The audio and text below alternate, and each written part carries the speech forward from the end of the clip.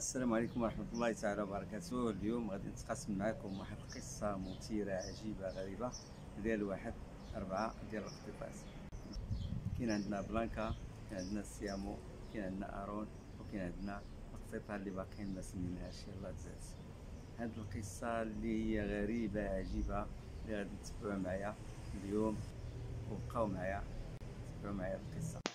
ملي سكننا في هاد الدار كانت سيامو هي اللي كانت بوحدها، كانت يعني انها كتعيش في المنطقه، ولكن ما كانتش اليفه، كانت نقولوا بحال مغوله، لذلك كنعطيوها الماكله خارج الدار. واحد النهار جا واحد السيد وجاب لنا هاد بلانكا اللي هي كانت نشيطه جدا، لان كانت مربيه وكانت باين انها كانت اليفه وكانت كتعيش داخل البيت. اذا بقات داخل هاد الجردة ديال الدار، يعني كنشطو معها، كنضحكو معها، كنلعبو معها دائما وابدا. والحمد لله انها كانت يعني كتدخل القلب ديال الانسان، لانها كيف ما قلت انها نشيطه بزاف. وكيف ما كتشوفوا في هذا الفيديو هذه، فانها هي كتبغي اللي يلعب معها، ويعني انها كانت واحد القطه اللي من نوع خاص، كيف ما كنقولوا كتدخل القلب. واخا تبغي تجري عليها ولا شي حاجه انها ما يمكنش، هي كانت زوينه بزاف. ولكن وقع ما لم يكن في الحسبان، سيامو ولات ارون، وهكذا سيامو ولات مشغوله، ولات كتعيش حتى هي داخل البيت.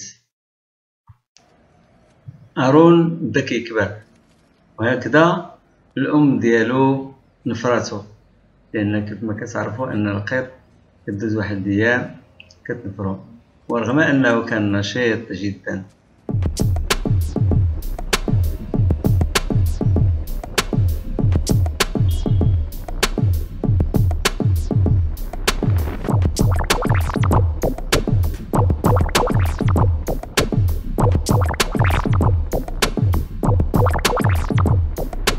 سيامو حملات وولدات في بلاصه ما معروفاش، وهكذا غبرات لمده ايام ثم رجعت، وفجاه لقينا ولدها هو اللي ولا كيرضع منها على غير عاده كما كنقولوا، لانه كبر. ولكن هي مسكينه، لان الوليدات ديالها شوف ضاعوا لها في ظروف غامضه، فالولد هو اللي ولا كيستافد من الحليب ديال مو.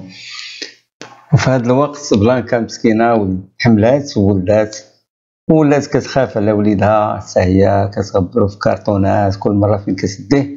ولكن واحد النهار نفراتو لانه كان محل صراع بينها وبين سيامو وولدها ارون، لانهم كلهم بغاوه، وخاصه انه سيامو النهار الاول فاش تزاد الوليد هزاتو وداتو غبراتو في واحد الكرتونه وبقات مريحه معاه، ولاو جوج الموات بجوج، سيامو وبلانكا بجوج كيضاربوا شكون اللي غادي يربي هاد القط. وكيف ما شفتوا فالقصه عجيبه وغريبه كيف ما قلت لكم في الاول. وهكذا ولات سيامو هي المربيه، في حين ان بلانكا صافي لاشات كيف ما كنقولوا. وهذاك الشيء هو اللي بغاتو بلانكا ولد ارون، وعاشوا في واحد العيشه مزيانه مع القطيط الصغير اللي تبناته وحافظت عليه وحرصت انه ما يأذيش البشر. وهكذا كنشوفوا انه القطط حتى هما عندهم عالم ديالهم، ان هاد القطه هذه سيامو اللي ربات هاد القط الصغير وحافظت عليه بواحد الدرجه ما كتصورش على البال، فهي كتخاف عليه بزاف بزاف بزاف. ونخليكم دابا مع بعض اللقطات ديال سيامو وولدها بالتبني، ولدها الحقيقي، وكذلك ديال بلانكا.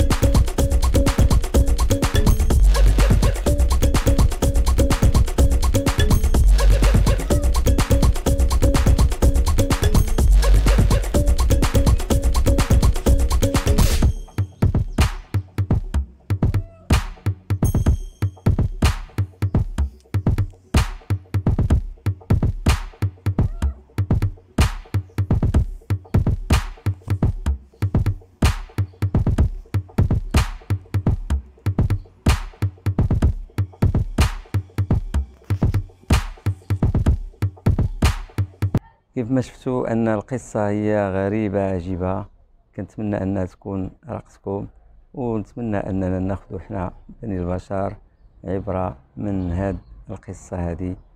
شكرا على التتبع ديالكم، ما تنساوش تابوناو وديروا لايك وتخليوا ارتسامات ديالكم في التعليقات.